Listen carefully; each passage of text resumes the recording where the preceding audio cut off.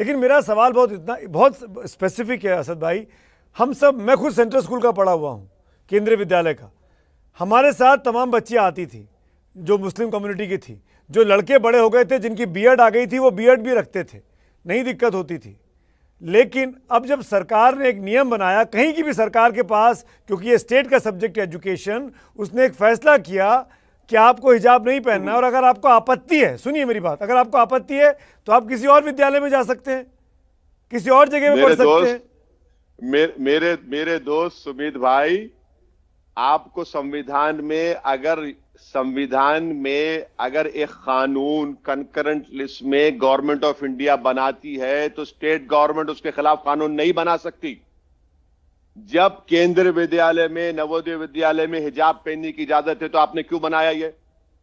तो हाईकोर्ट के जज साहब क्या कहते हैं? क्यों नहीं दी गई हाईकोर्ट? सुनिए, ये दलील नहीं दी गई हाईकोर्ट ने कहा अपने फैसले में कि कोई हमको एविडेंस नहीं दिया गया, प्रूफ नहीं दिया गया जिससे साबित हो कि ये प्रथा का हिस्सा है।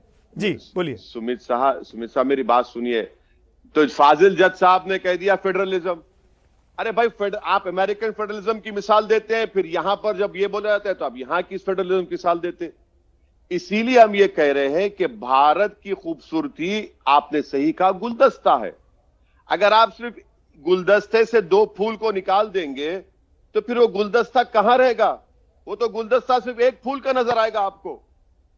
हम तो ये कह रहे हो शिक्षा हासिल करना चाहती हैं, उनको शिक्षा हासिल करने दीजिए आप। और यकीनन ये इस फैसले के खिलाफ अपील होगी। साबरीमाला का केस सुप्रीम कोर्ट देख रहा है। मेरा आपसे एक ही आपको बात बताना है सुमित साहब, मेरी बात सुन लीजिए। आप मेरी बात सुनिए। आपको शायद तकलीफ हो, मेजॉरिटी कम्युनिटी अगर कोई रिलीजियस प्रैक्टिस करेगी तो उसको कहा जाएगा कल्चरल, और अगर मैं कोई रिलीजियस प्रैक्टिस करूंगा तो कहा जाएगा रिलीजियस। ये कैसे होगा मेरे दोस्त?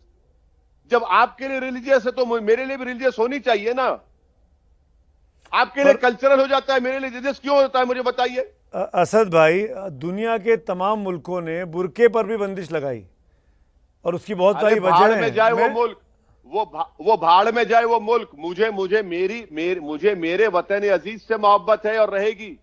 बहुत से मुस्लिम कंट्रीज में 3 तलाक भी नहीं है, रोक लगी हुई है। अरे भाड़ में जाए, वो भी भाड़ में जाए, भाड़ में जाए वो भी।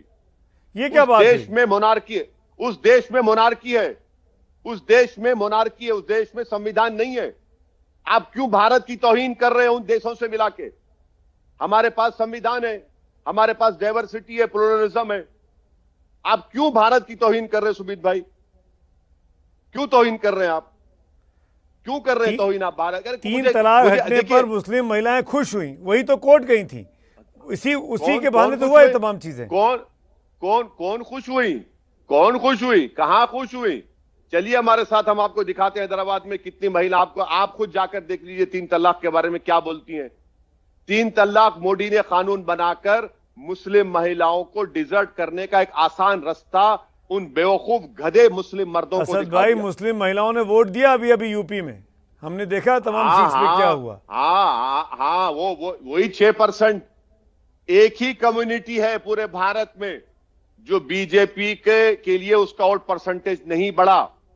बाकी तमाम कास्ट का, रिलीजियन के मानने वालों का वोट बीजेपी की तरफ बढ़ा। यह भी सच्चाई को बयान कर दीजिए आप। एक्सेस का भी वोट ले लीजिए और आपका CSDS का डेटा भी ले लीजिए आप। हम दोनों बता रहे हैं आपको, वो खुलकर कह रहा है।